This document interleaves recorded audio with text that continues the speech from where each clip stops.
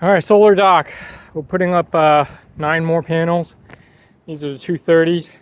I wanted to go over the how we mounted it to the deck because it's a little different from everyone else. Because we only got parts from the hardware store and not any solar specialty places.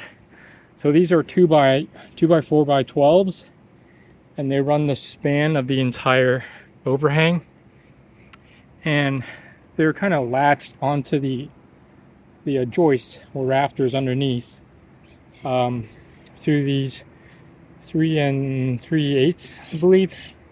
So these are like, they're very beefy screws meant for, like, if you're building a pergola or lumber structures. So we have it attached flat to the deck, kind of through the waterproof membrane and onto the rafters underneath, the joist underneath. And every time we make a penetration through the roof, we have a nice generous dab of asphalt underneath to account for any potential water issues. So that's all they are. They're kind of randomly scattered.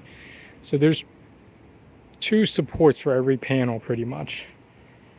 And what we're going to do is come back afterwards, and in between the panels, we're going to take a washer, maybe 1.5 or 1.75 washer, to kind of engage the frame onto the furring strip that we created.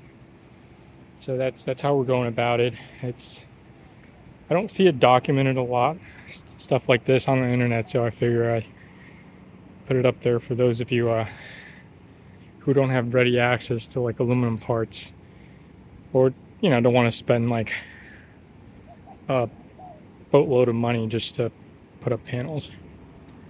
All right, I hope this helps you. Good luck.